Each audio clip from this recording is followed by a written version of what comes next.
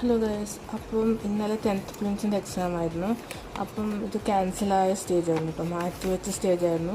എന്തുകൊണ്ടും എക്സാം എങ്ങനെയുണ്ടെന്ന് വെച്ചാൽ ക്യാൻസലായ എക്സാം ഉണ്ടല്ലോ, ആ ക്വസ്റ്റ്യനേക്കാൾ ഫാർ ബെറ്റർ ആയിരുന്നു ഈ ക്വസ്റ്റ്യൻ. എളുപ്പമായിരുന്നു വെച്ചാൽ എളുപ്പമായിരുന്നു, പാടായിരുന്നു വെച്ചാൽ പാടായിരുന്നു. അങ്ങനത്തെ ക്വസ്റ്റ്യൻസ് ആയിരുന്നു കേട്ടോ. GK ഒക്കെ വന്ന ക്വസ്റ്റ്യൻസൊക്കെ എളുപ്പമായിരുന്നു, പിന്നെ സയൻസൊക്കെ നന്ന പാടായിരുന്നു. അതുപോലെ മാത്സ് കുറച്ച് ടൈം എടുക്കുന്ന ടൈപ്പ് ക്വസ്റ്റ്യൻസ് ആയിരുന്നു കേട്ടോ മാത്സൊക്കെ. ഞാൻ ഇതുവരെ എക്സാം ചെയ്തതിൽ വെച്ച് എനിക്ക് നല്ലൊരു എക്സാമായിട്ടാണ് എനിക്ക് ഫീൽ ചെയ്തത്. സോ നിങ്ങൾക്ക് ഇതെങ്ങനെയാണെന്ന് കമൻറ്റ് ചെയ്യുക. സോ ക്വസ്റ്റ്യൻസൊക്കെ ഇങ്ങനെയൊക്കെ ആയിരുന്നു, എളുപ്പമായിരുന്നു കേട്ടോ. ഒരു 10ാം ക്ലാസ് ബേസ് ഉള്ളവർക്കൊക്കെ നിഷ്പ്രയാസം എഴുതാൻ പറ്റുന്ന ടൈപ്പ് ക്വസ്റ്റ്യൻസ് ആയിരുന്നു. കുറച്ചും കൂടി നന്നായിട്ട് ശ്രദ്ധിച്ചിരുന്നെങ്കിൽ, അതായത് കുറച്ചും കൂടി നന്നായിട്ട് കവർ ചെയ്തിരുന്നെങ്കിൽ നമുക്ക് എഴുതാൻ പറ്റുന്ന എക്സാം തന്നെയാണ്. സിലബസ് നന്നായിട്ട് കവർ ചെയ്യണം.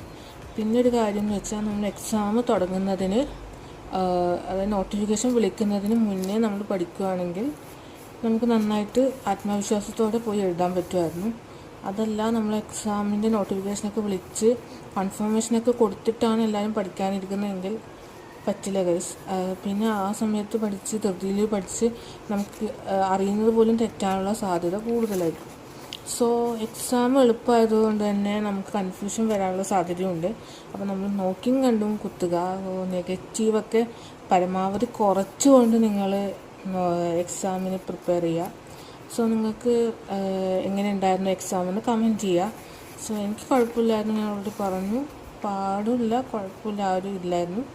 ഇതുവരെ ഞാൻ എഴുതാൻ പോയ എക്സാമിനൊക്കെ വെച്ച് നോക്കുമ്പോൾ ഇറ്റ്സ് ഫാർ ബെറ്റർ.